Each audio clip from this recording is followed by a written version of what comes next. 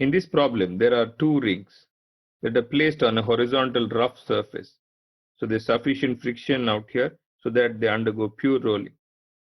They are free to move only in the horizontal direction.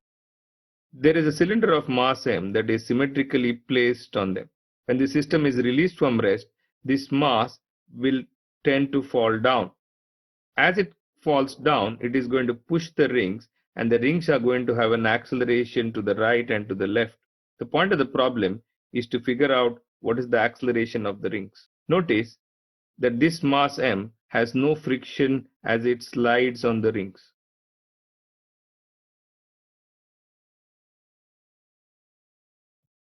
There are two ways to solve this problem. One is to write the force equations in the problem and also the torque equations in the problem. And from that, we will be able to figure out the required. The second method would be the conservation of energy. Because there is no dissipation in the problem as it's pure rolling, so the change in the kinetic energy must come from the change in the potential energy. But to solve it with either of this method, first we will have to connect the motion of this particle to the motion of these rings. By symmetry, we know that this particle has to come down vertically along the y-axis, whereas the rings have to move along the x direction. Now these two are not independent, they are constrained. And that is because the distance between them should always be r. And that's the constraint equation.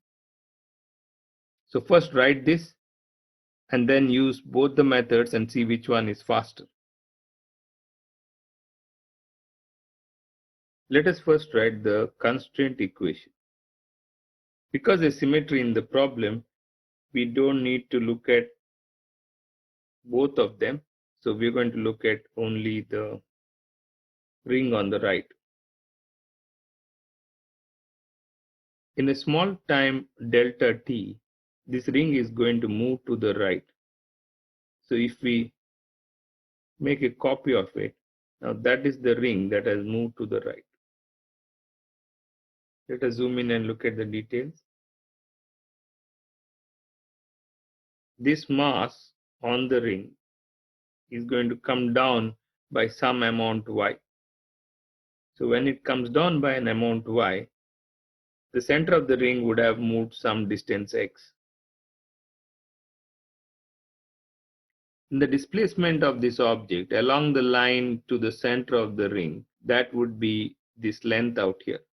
And if you mark the angles, that is theta, therefore that is 90 minus theta, and therefore that is theta. So that's angle theta, and therefore the displacement out there, which is that must be y sine theta.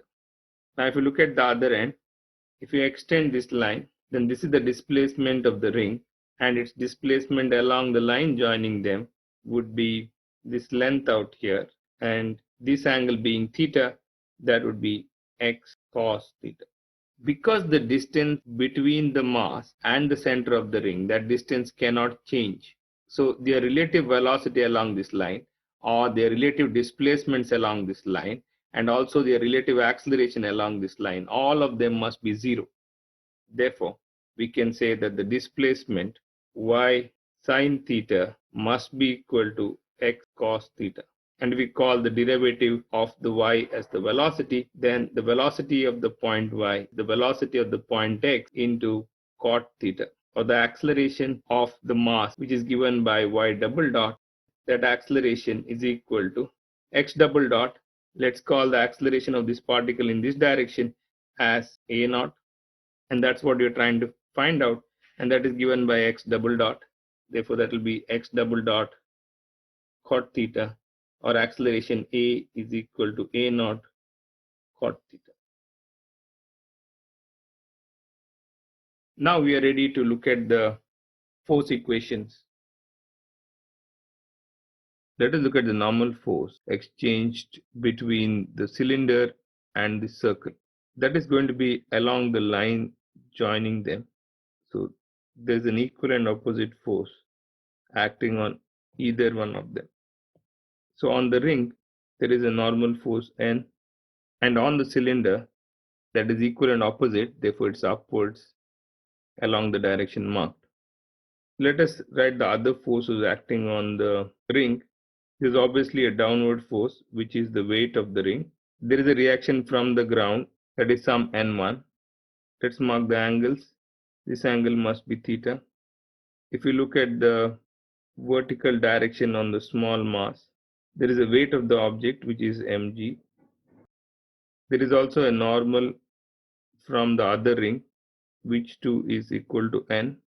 This angle being theta, that is 90 minus theta, therefore this is 90 minus theta out here.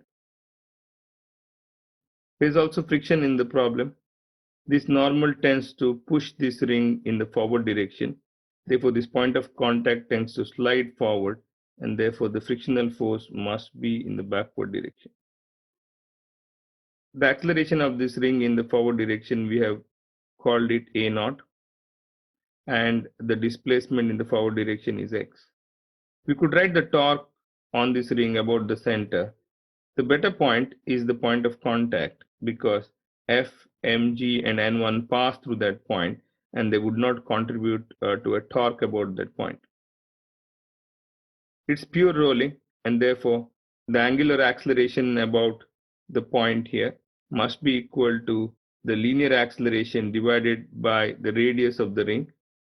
If we extend the line of the normal, then the perpendicular distance from the point of action, this must be r cos theta. Therefore, the torque from the normal is going to be n into r cos theta. It must be equal to moment of inertia. Moment of inertia for a ring about its center is mr square. Therefore, by using parallel axis theorem plus an mr square, therefore about the point of contact, it is 2mr square into alpha. Alpha is a naught by r, and let's call that equation 1. Let's now look at this cylinder. The net force in the upward direction is going to be n cos of pi by 2 minus theta, therefore n sin theta. There are two of them. Therefore, in the upward direction is going to be 2n sin theta.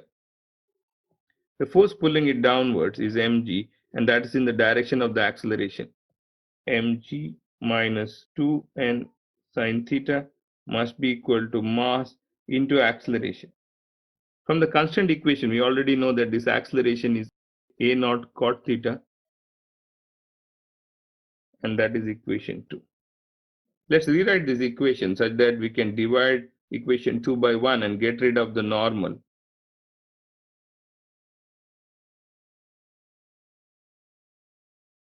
Divide equation 2 by equation 1.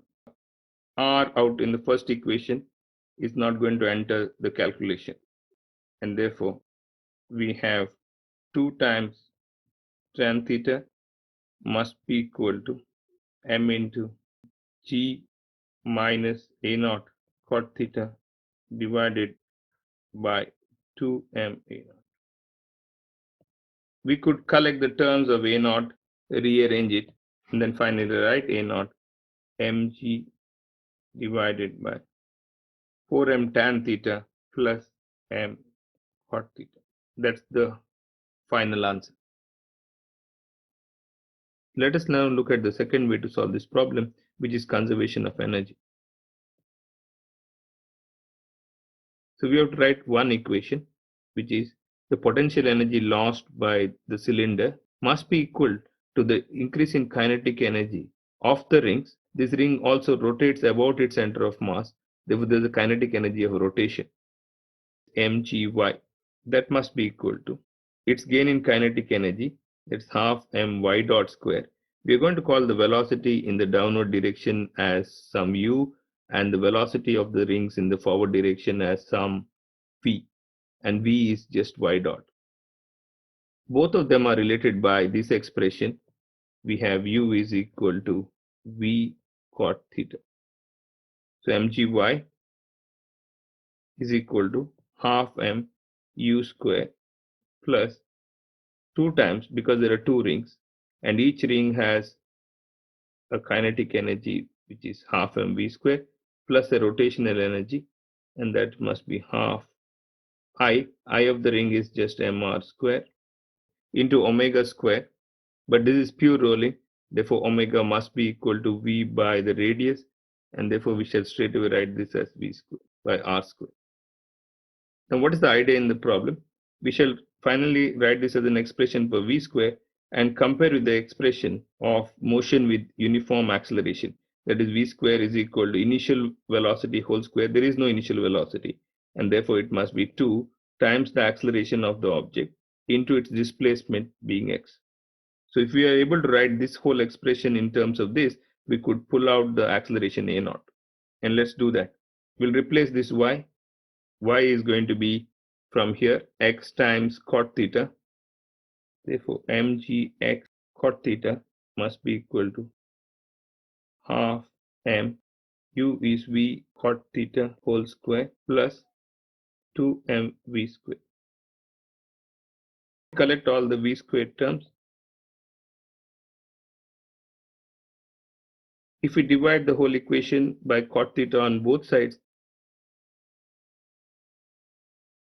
and we compare it to this expression out here, then we have to pull out whatever is in between out here. If you look at it, it's going to be mg.